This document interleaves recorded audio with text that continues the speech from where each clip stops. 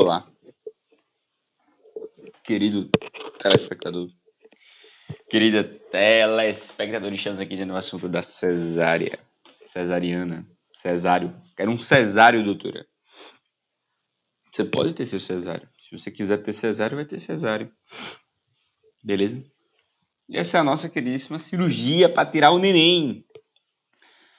Ah, não, mas todo parto tem que ser normal, né? Lhe darei talqueis motivos para mostrar que não, certo? Acho que não. Ah, mas é mais bonitinho o parto normal, concordo. A maioria dos partos tem que ser normal, concordo, mas nem todos, beleza? Ah, mas a OMS recomenda que 20% dos partos sejam normais, 15%, 20% de alto risco e 10% de baixo risco. Concordo plenamente. Mas e aí? Tu tá onde? Tu tá nesse país aqui, ó. Ah, como é o nome desse país aqui, ó? Pois é. Esse país aqui, meu senhor, ele tá vermelhinho, não é à toa não, pô. Junto com a nossa queridíssima amiga Argentina, isso aqui tem cesárea, o México também, tem cesárea com força. Brasil é recordista! Opa, parabéns, Brasil! Recordista em número de partos, entendeu? Via cesariana. Então, a cesariana é importante e fundamental. Cesariana é fundamental. É tipo aquela. Quando ela é recomendada, ela salva vidas. Salva a vida do bebê, salva a vida da mãe. Então, diante da maioria dos partos que são realmente de alto risco, a gente vai ter uma quantidade maior de cirurgias cesáreas, concorda? Mas a média deveria ser apenas de 20%, beleza? Então fica aquele questionamento: por que a maioria dos partos do Brasil são tão cesáreas? Vamos descobrir esses motivos, né? No hospital de alto risco, obviamente, vai ter uma taxa maior, mas não é para ser tão maior. Então, o que é a cesárea? O que é a cirurgia cesariana? O que é o parto cesáreo? É um parto, antes disso, em que eu faço uso da laparotomia como forma de acesso para chegar nesse bebê, certo? Então, eu faço uma incisão a nível de abdômen, né? Uma laparotomia, e faço uma incisão a nível de útero. Então, eu vou fazer uma histerectomia e não histerectomia, né? Você estudou BTC, não estudou? Sabe justamente todos os termos, né, da nossa queridíssima cirurgia, né? Sabe os prefixos, fixo, sabe tudo decorado, né? Ainda bem. Sabe nada, eu também não sei não, fica tranquilo. Então vamos lá. Nossa queridíssima cesárea, né? O que é que a gente tem que entender aqui de importante? Primeiro, são 17 indicações para cesárea, beleza?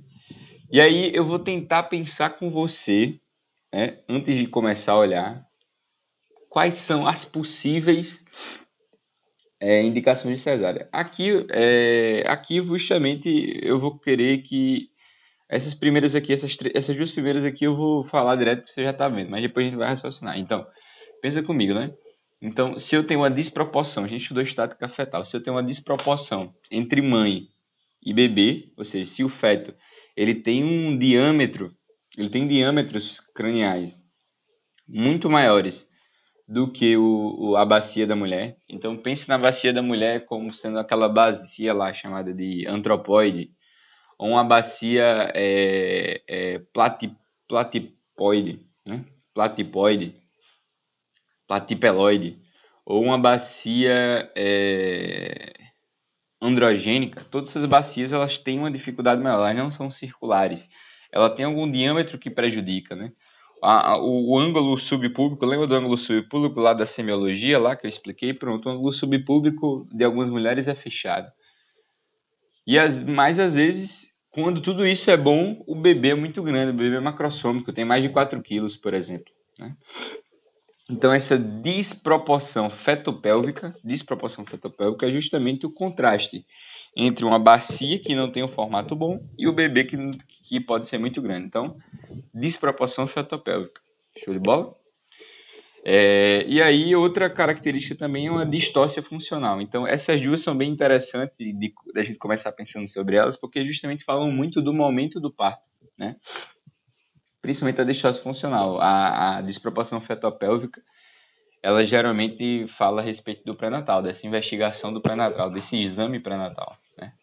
Mas aqui vamos imaginar que eu tenho uma mulher que está com contrações pélvicas excelentes, né? Contrações uterinas excelentes, fazendo lá 5 contrações por minuto, já está em processo possível. Só que o colo uterino ele começou o seu processo de dilatação e parou em 3 centímetros. Não está evoluindo mais. Qual o resultado? A gente começa a pressionar esse útero, começa a distender esse útero, aumenta o risco justamente de ruptura uterina. Então, o que é que você tem que fazer? Uma cesárea. Então, a partir do momento em que a gente tem uma distócia funcional, em outras palavras, quando há uma dificuldade da contração uterina ou em proporção da dilatação uterina, da dilatação cervical, então a gente tem que fazer uma cesárea. Então, se o bebê não progride durante o parto por conta justamente da dificuldade dos dois, de algum dos dois, é justamente o que a gente tem que considerar. Então, imagina, uma mulher que, sei lá, fez uma cirurgia prévia, em que eu não posso fazer misoprostol nela. Eu fiz uma cirurgia de miomatose, por exemplo. E aí eu não posso justamente utilizar o misoprostol para induzir o processo, né, de dilatação uterina. Eu ainda não estudei, desculpa, eu ainda não estudei dilatação de colo, não estudei contração uterina, mas, enfim, não tem, e existem alguns pacientes em que eu não tenho como usar determinado medicamento. Então, imagina, eu fiz uma dilatação do colo que ela travou em 3 centímetros. Colocar o balão e colocar o misoprostol não vai melhorar essa dilatação do colo. Mesma coisa se eu tiver um processo em que eu não estou evoluindo eu não estou evoluindo o meu colo, né? Não estou evoluindo, na verdade, não estou evoluindo minhas contrações, né? A mulher já tomou, inclusive, induzir a contração, mas continua sem contrair. Qual o resultado? A gente tem que, justamente, por conta de uma distócia funcional, estimular esse processo. E aí, show de bola, a gente pensou nesses dois inicialmente. Agora vamos tentar evoluir o pensamento e vamos tentar fazer com que a gente consiga pensar nessas indicações sem decorar. Então vamos lá, vamos pensar em processos do bebê. Vamos pensar no bebê primeiro. Qual bebê não pode o bebê? Características do bebê que vão fazer com que eu não tenha esse processo, né? Então vamos pensar comigo. Malformação é um exemplo, né? Então imagina o bebê que tem hidrocefalia. Ele pode fazer esse processo? Não. Porque a hidrocefalia, principalmente a moderada, principalmente a grave, ela vai fazer o quê? Ela vai gerar um perigo muito grande, né? Ela vai impedir o parto normal, vai deixar o parto normal mais complicado, né? Quando a gente for fazer o desprendimento da cabeça, vai simplesmente dar um problema muito grave. Mesma coisa se a gente fizer o quê? Mesma coisa se a gente fizer sim, uma leve pode até ser sustentada, ainda dá para se aguentar, mas uma moderada e uma grave não vai dar para fazer, certo? Mesma coisa se eu tiver, por exemplo, deixa eu pensar, uma espinha bífida. Espinha bífida, seja elas, por exemplo, e também aquelas outras formações como onfalocele, gastrosquise, são coisas que, durante um parto normal, por conta da lógica, maior risco de lesões, distócias de parto normal, é importante a gente considerar que é um bebê com espinha bífida, um bebê com onfalocele, um bebê com gastrosquise, né, que são aquelas malformações, podem gerar rompimento e exposições de regiões nobres, né? Então não posso fazer com que ele sofra e que ele rompa essas estruturas que estejam aí protegendo órgãos nobres, beleza? A lógica é essa. Outra doença que a gente não pode ter, vamos pensar no como é que é? Linfangioma, né? Linfangioma, o teratoma sacrococcígeo, né, se eu não me engano é esse o nome. Aí tem outros nomes lá que eu esqueci, mas enfim.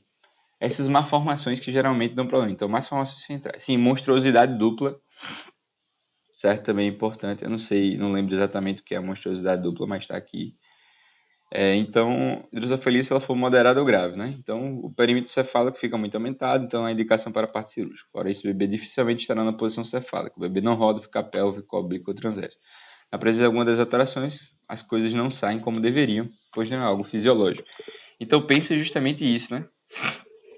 Linfangioma, acertei, é higroma cístico, né? O higroma cístico, ele é uma alteração, se eu não me engano, de relação com a pele, com o tecido celular subcutâneo, aí gera um inchaço, né? As fotos que eu vi são nessas regiões aqui, mentonianas, etc. Enfim, alteração de pescoço. Mas aí, se você quiser saber mais do que é, você pode pesquisar. Sim, outra coisa é a ascite, né? A ascite é uma lógica parecida com a hidrocefalia. Ela é menos grave, certo? Se eu identificar uma moderada ou grave durante a gestação, aí justamente eu proponho parte cirúrgica. Mas a maioria a gente só sabe quando nasce. Só que é que nem a parada. Geralmente, se ela for tranquila, né? Como há muito tecido mole, não há tanta dor nesse ambiente. Teratoma sacrococcígeo, beleza. Espinha bífida, chance de contaminar as meninges no parto normal, trajeto canal. Aí quando você tirar o bebê, caso já tenha iniciado, por exemplo, está em processo possível e tem espinha bífida, tem que proteger o mais rápido possível essa região, né? Geralmente com um campo estéreo que faça isso. Então, só lembrando quais são justamente essas malformações, a gente vai lembrar da monstruosidade dupla, a gente vai lembrar da onfalocele, da gastrosquise, da ascite, do higroma cístico, linfangiomas, monstruosidade dupla, hidrocefalia e essas coisas lá. Teratoma sacrococcígeo, linfangioma próprio.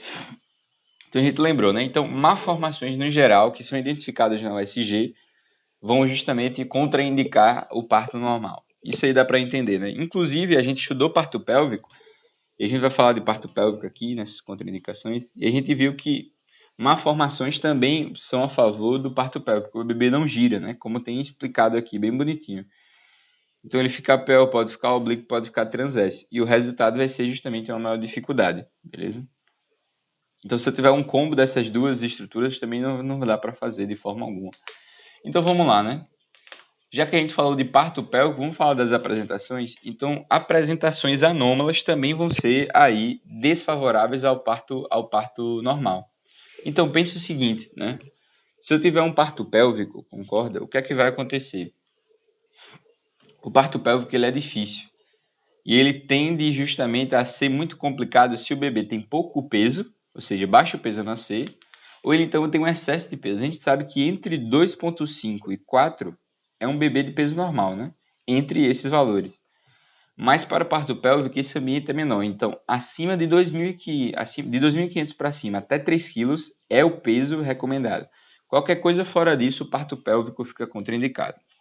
Também a gente tem as apresentações cefálicas que vão acabar gerando o quê? Algumas contraindicações, né? Então, tudo que volta o nosso queridíssimo paciente para posterior é contraindicação.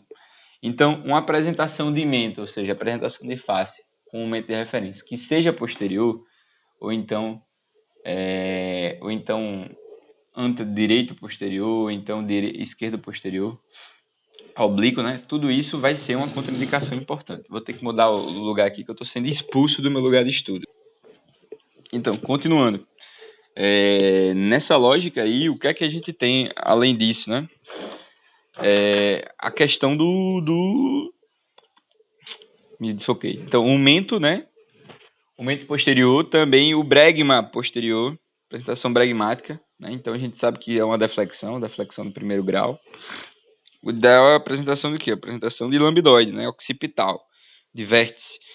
Aí pode ser de bregma, o bregma anterior, ou então de fronte anterior. Todas elas são posterior, né? Todas elas são contraindicações. Como qualquer uma dessas também tem essa contraindicação. Outra que vai ter uma relação muito importante com a posição vai ser justamente a prematuridade. Então, o prematuro pode ter parto normal? Pode. Mas se o prematuro tem apresentação pélvica ou tem algumas das reflexões, certo?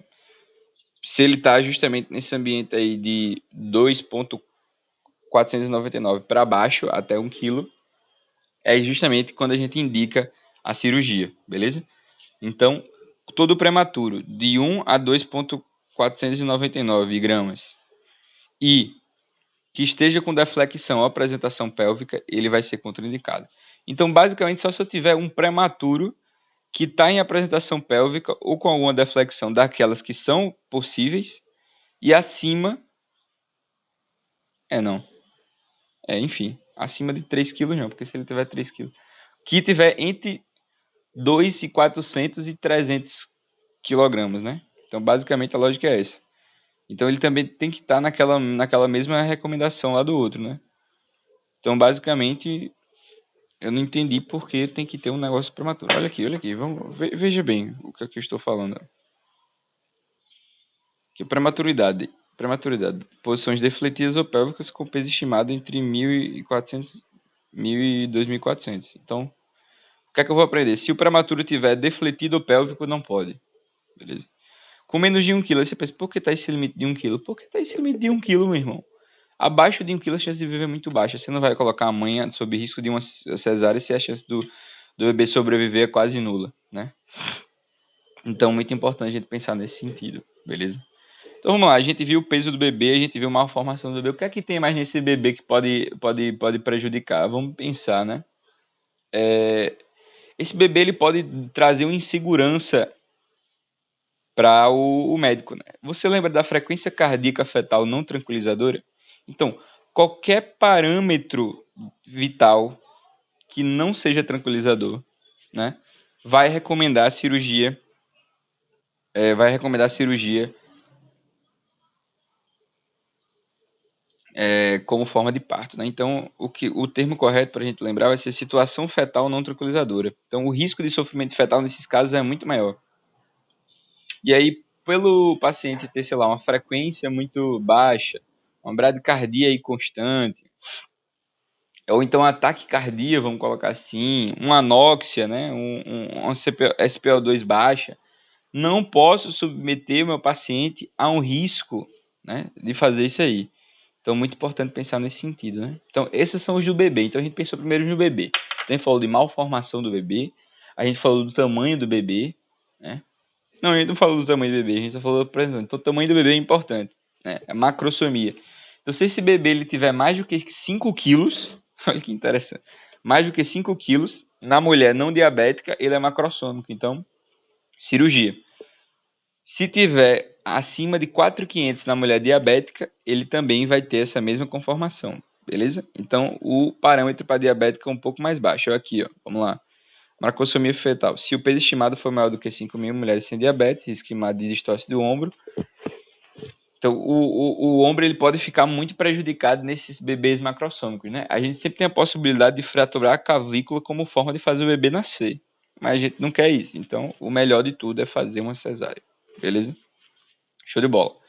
Então a gente provavelmente passou por tudo que o bebê pode ter que pode prejudicar. Agora vamos pensar na relação bebê e mãe, né? Ou então a relação bebê e mãe a gente já falou, né? Que é a distócia, né? Que é mais da mãe, né? E a desproporcionalidade fetopélvica, né? Desproporção fetopélvica. Então vamos pensar mais em problemas da mãe. Então falando em problemas da mãe, vamos pensar em doenças da mãe. Quais são as doenças da mãe que impedem o tratamento, né? Que impedem o tratamento não, que impedem um parto normal. Então você vai falar de coartação de aorta, né? Então você não quer que a aorta rompa no meio da cirurgia, no meio do parto, né? Então como a pressão fica muito grande, a pressão sobre a aorta aumenta, uma coartação da aorta pode romper. Uma síndrome Marfan com pressão da aorta também. E outra doença também é a herpes genital. Então, a herpes genital, muito importante. Então, se tem alguma vesícula, se a paciente diz que coçou, ardeu, depois formou uma bolinha, você viu uma bolinha, se alguma delas explodir lá enquanto você está explodir e contaminar o bebê com herpes fetal, herpes neonatal, o risco de morte é enorme. Para a mãe não vai fazer nada, mas para o bebê é gravíssimo.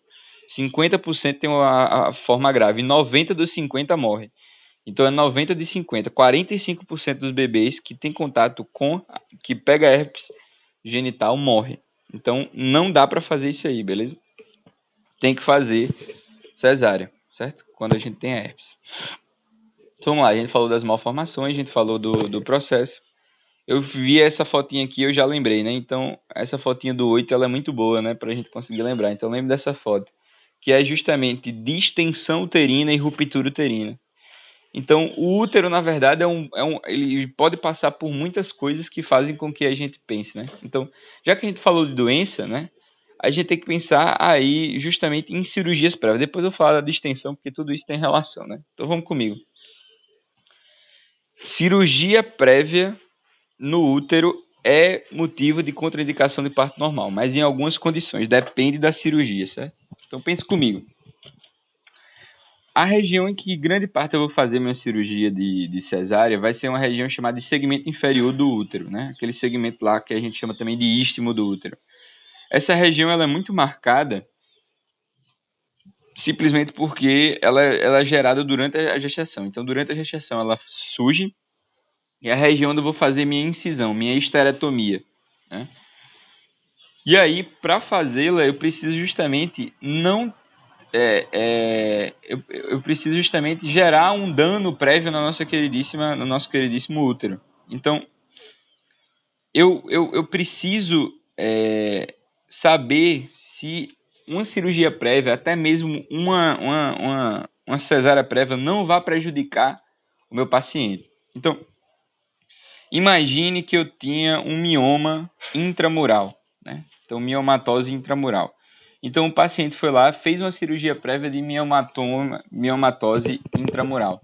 Essa cirurgia, ela acaba, por si só, aumentando o risco muito grande de uma ruptura uterina, de uma distensão uterina, além justamente do risco de uma gravidez precoce, de um parto precoce.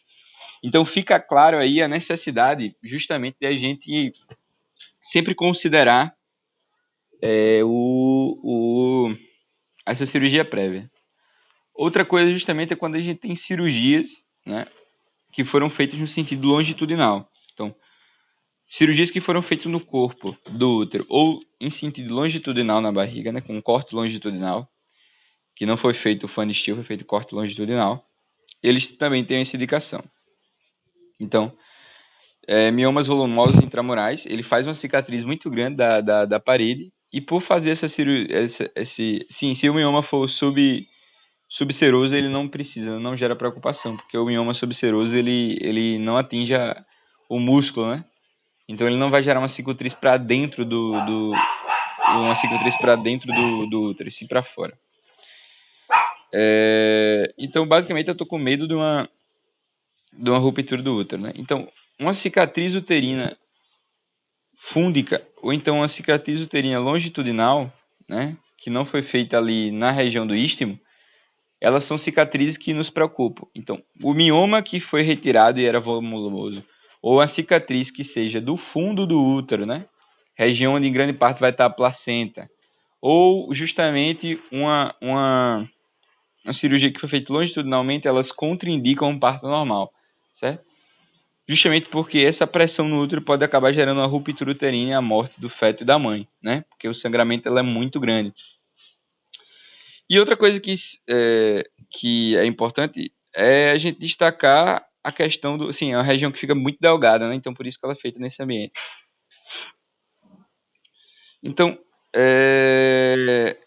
se é interessante isso, né? Porque você pensa, não, caramba, só porque eu fiz uma cirurgia em outro lugar, eu vou ter que fazer uma cirurgia no segmento inferior, não posso fazer parto normal, porque a chance de romper é muito maior do que se for feito nesse lugar aí que a gente já conhece, né? Que é o segmento inferior do útero, o istmo do útero. E aí vem a pergunta, e se eu tiver feito a cirurgia no próprio istmo do útero, né? No caso, uma cesárea anterior, posso fazer o parto normal? Pode, né?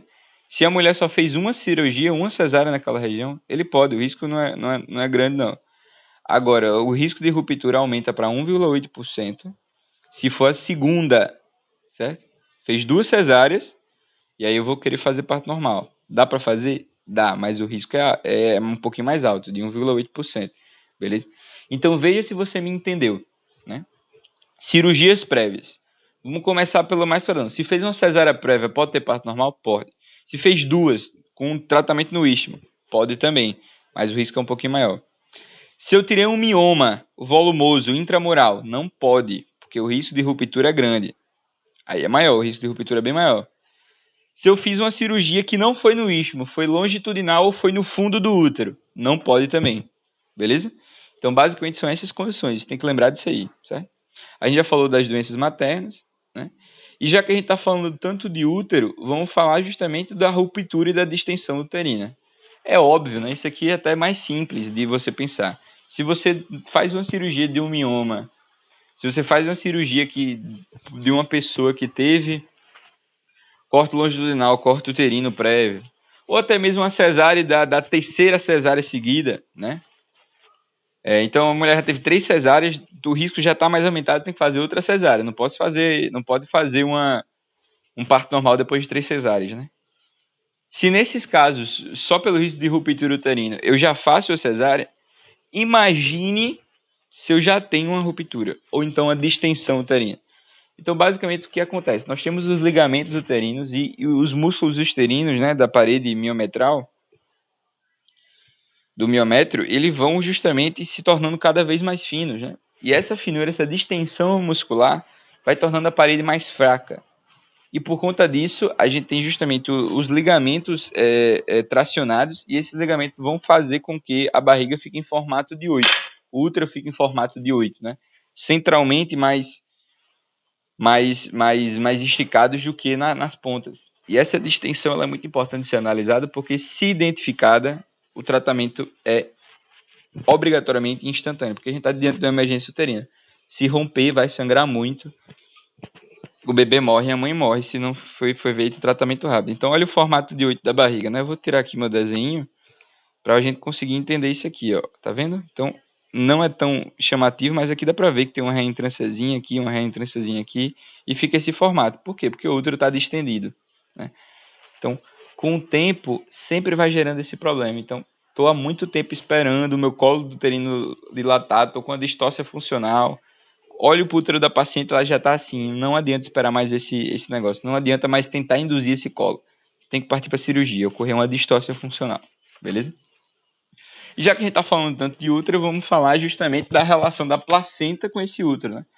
Então, a gente tem duas formas, que é a placenta prévia e a vena prévia, né? A vena prévia é quando os vasos da placenta, que vão fazer contato com o nosso queridíssimo, com o cordão umbilical, eles ficam na frente da apresentação.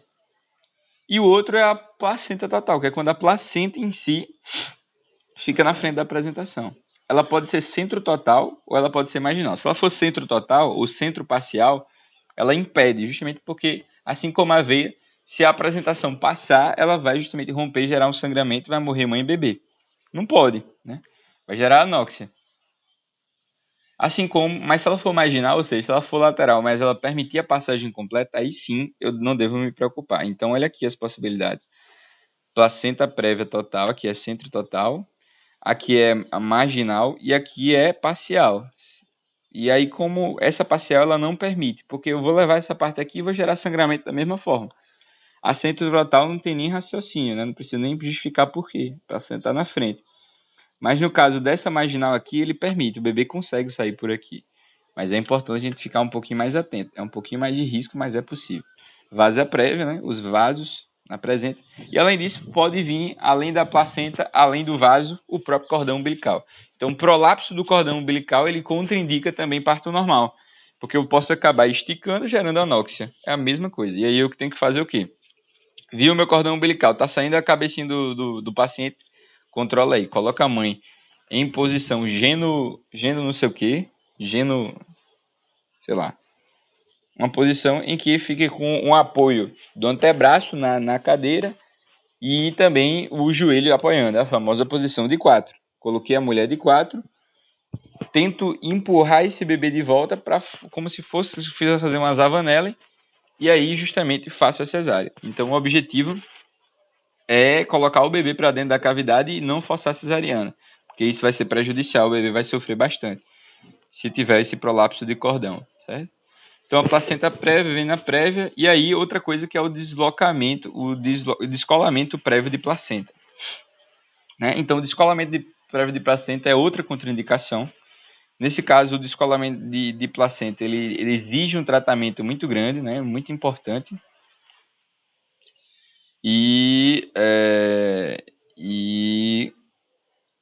Sim, muito interessante, né? O diagnóstico de placenta prévia ele é feito geralmente na 28ª semana, né?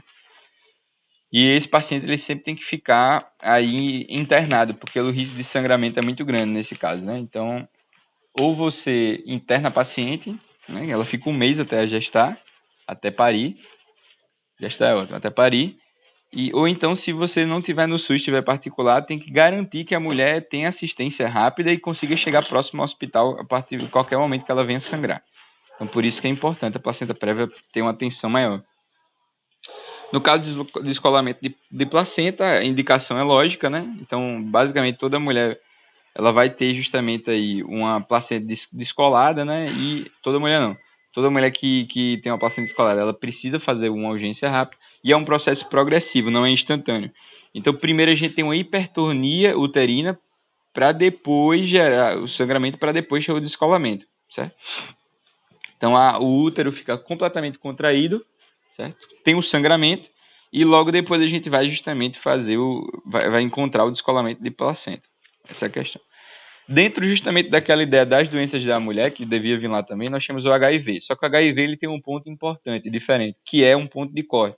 Você vai fazer justamente uma medida de quê? Uma medida de carga viral, né?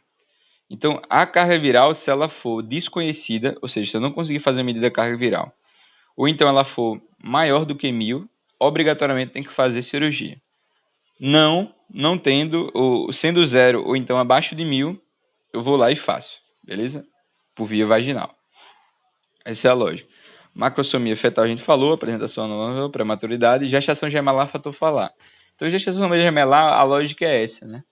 Depende do primeiro bebê. Se o primeiro bebê tiver apresentação cefálica e o outro tiver apresentação pélvica, dá para fazer o parto. O bebê sai cefálico, depois o outro sai pélvico. Mas se o primeiro bebê tiver apresentação pélvica e o segundo tiver apresentação cefálica, não dá para fazer, porque a gente vai ter o contato queixo a queixo. E aí isso pode gerar uma distócia importantíssima, né? Então, se o primeiro feto não for cefálico, tiver qualquer outra apresentação que não seja cefálica, certo? E aí é obrigatório justamente que não se faça, né? Se a gestação for de mais de 2, obrigatoriamente a gente não vai fazer, beleza? Então a lógica é essa. Então é o perigo de fazer o queixo a queixo, né? A gente falou da situação fetal não tranquilizadora e para finalizar, a pedido, né? Então a mulher justamente tem o direito de escolher o parto, né? E aí a mulher também pode, o obstetra também pode não escolher fazer o parto cirúrgico, né? Então é um processo mútuo aí, né? Então ela vai até achar um que faça. A lógica é essa. Então deu para entender quais são esses fatores, né? Acho que não precisa decorar exatamente tudo, né? Tipo, não, precisa saber as condições de cada um, né? Alguns detalhezinhos, né? Por exemplo, lembrar que no descolamento de placenta tem uma hipertonia uterina antes, com sangramento, para depois ter o descolamento. Então esses detalhes são legais.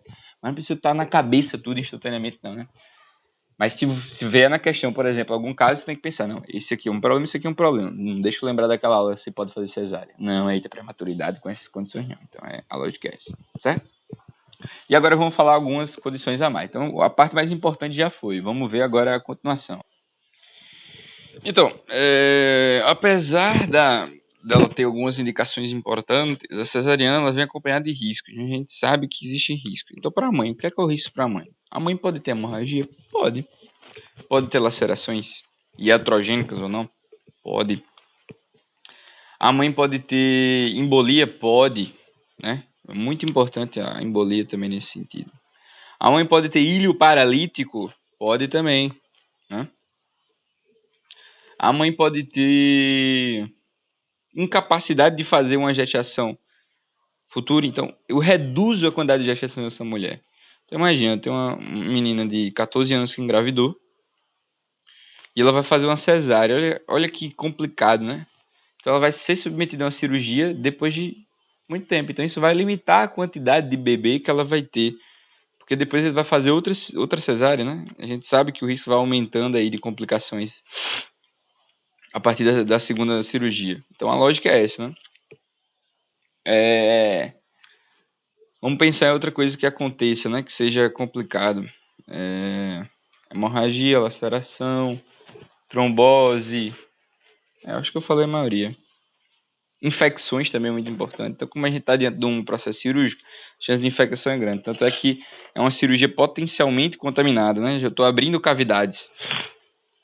Então, a cesárea é um excelente exemplo de uma cirurgia potencialmente contaminada. Precisa fazer antibiótico profilaxia, né?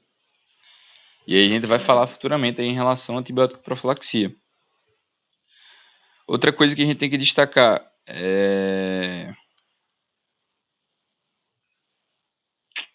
outra coisa que a gente tem que destacar em relação ao bebê, quais são os riscos para o bebê? Então, o bebê ele tem mais risco de problemas respiratórios, né? Então, a síndrome da angústia respiratória do recém-nascido, SDRN, síndrome blá blá do recém-nascido. E uma prematuridade que seja iatrogênica, né? Que o bebê prematuro ele pode ter justamente aí uma lesão, né? Uma prematuridade pode ser retirado antes do período, né? Então, pode ter mais risco de, eu fui pesquisar, né? Síndrome de desconforto do recém-nascido, né?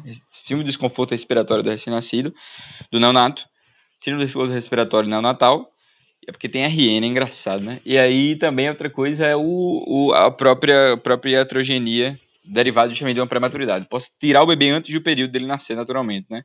Sim, simplesmente porque eu quis fazer a cirurgia antes, né?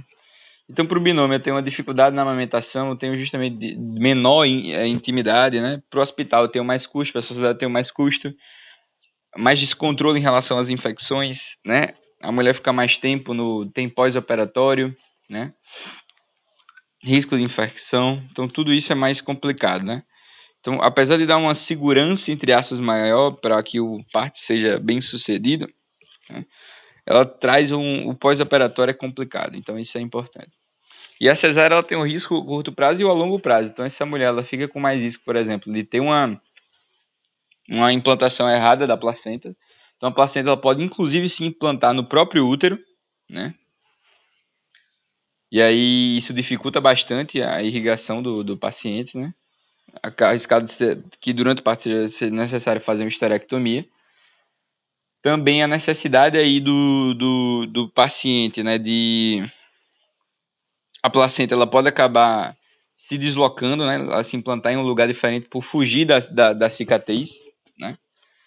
Então, principalmente quem fez uma cicatriz longitudinal, ela tem uma chance grande de fugir, a placenta quer fugir da cicatriz e aí vai ter mais chance de uma placenta prévia, por exemplo. Endometriose, adenomiose,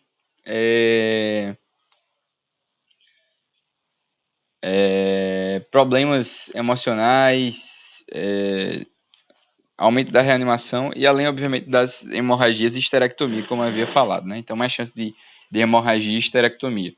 Importante a gente entender isso aí, né? Então, tem risco a curto e risco a longo prazo, né? Então, para a mãe, principalmente, o risco é maior, né? Então, infecção, hemorragia, laceração, trombose, ilho paralítico, dificuldade emocional, endometriose, adenomiose, readmissão hospitalar. Então, tudo isso é comum, né? Então, é isto. Aí tem esses estudos aqui, que não é tão importante. E os aspectos técnicos. Agora a gente vai estudar a cirurgia em si, né? Então, antes de realizar a cirurgia, o que é que eu tenho que fazer? Anestesia. A anestesia geralmente é uma anestesia regional. Então, eu vou fazer comumente uma raquianestesia, mas faço fazer uma peridural, né? A preferencial é a raquianestesia. Geralmente se faz uma peridural quando a raquia não dá certo. Posso fazer anestesia geral quando eu tenho algumas complicações. Então, a anestesia geral vai ser quando a gente está dentro de uma emergência.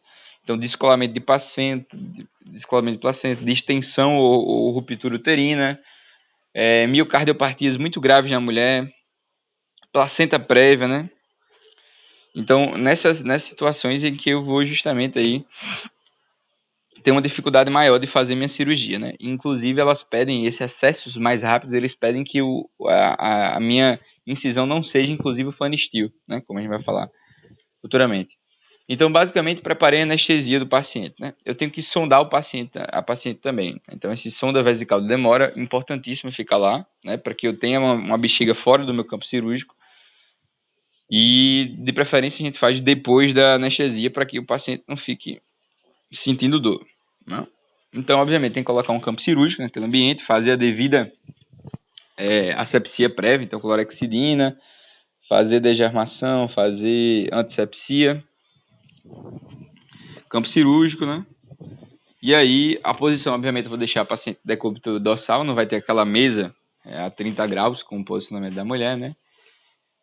Então a mulher vai estar em decúbito dorsal horizontal. Outra coisa que é muito importante é a gente pensar aí na incisão. Então a incisão mais comum é a perfanistil, que é aquela incisão suprapúbica, né? 2 centímetros acima da sínfise púbica. Mas também outra possibilidade que a gente tem é fazer a incisão a nível de... fazer a incisão a nível de quê? A incisão a nível de infraumbilical.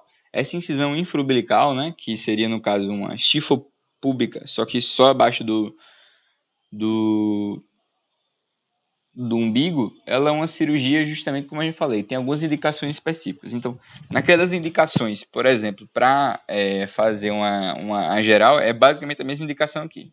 Então, vamos imaginar, uma cirurgia pós-morte, né? A mulher já morreu, preciso ter um acesso rápido para tentar salvar o bebê. Posso fazer uma infraumbilical.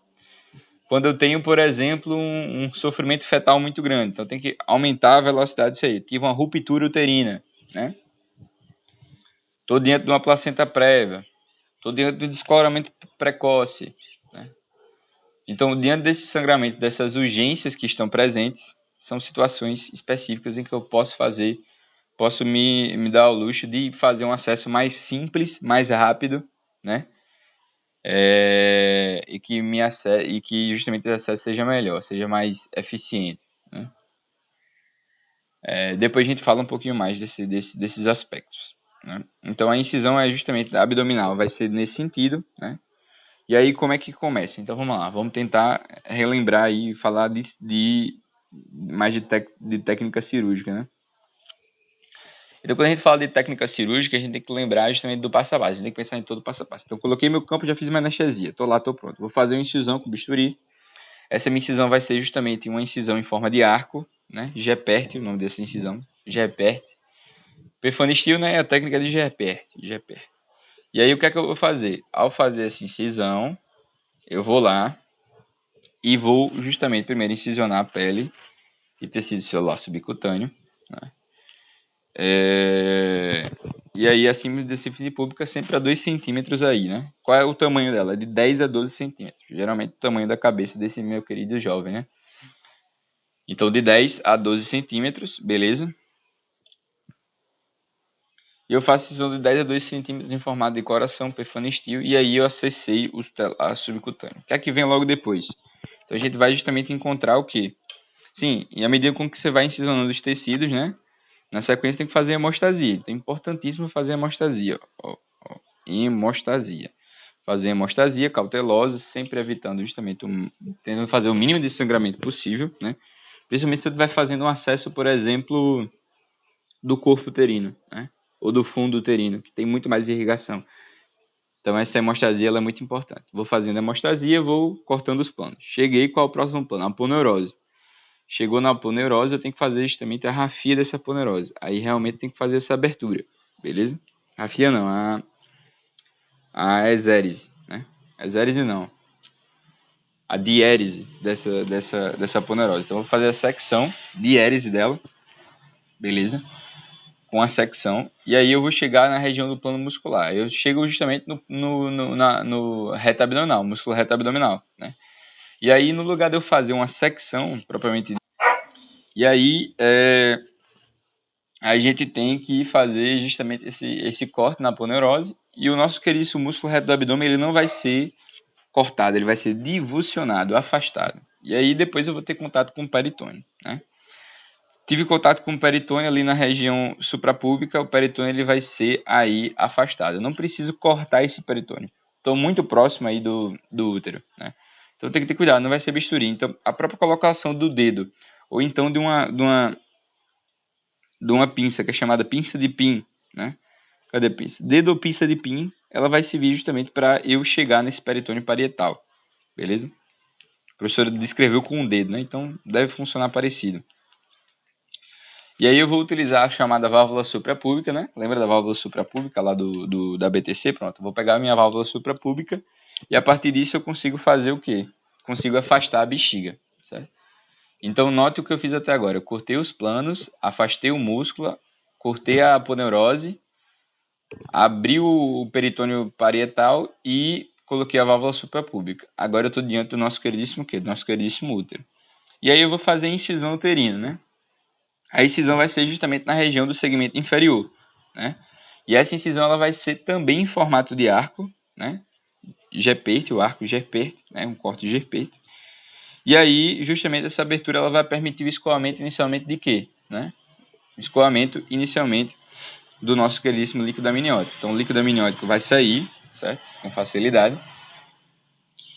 E aí, então, deixo o líquido amniótico sair, faço o escoamento dele. E depois, se justamente eu tiver uma apresentação cefálica, eu vou fazer justamente o mesmo procedimento que eu faria caso a gente estivesse diante de um parto cefálico, né? Então, fazer essa manobra de válvula, eu ainda não estudei esse assunto, devo admitir, mas fazer uma manobra de válvula com o objetivo justamente de fazer com que o nosso bebê saia espontaneamente através das contrações uterinas, beleza? Caso seja uma apresentação pélvica, a gente vai fazer exatamente as mesmas manobras que a gente fez lá, né, na nossa querida apresentação pélvica. Então, fazer aquelas manobras de, por exemplo, de Rojas, manobra de Loveset, manobra de Mauricial, manobra de Deventer-Müller, manobra de para tirar os braços, como é que é, de Pajot, né? Todas essas manobras que vão permitir com que eu tenha acesso ao nosso queridíssimo bebê num ambiente extrauterino, né? A partir do momento que eu coloquei o bebê para fora, eu tenho que justamente aí retirar a placenta. Então a placenta lá ela vai ser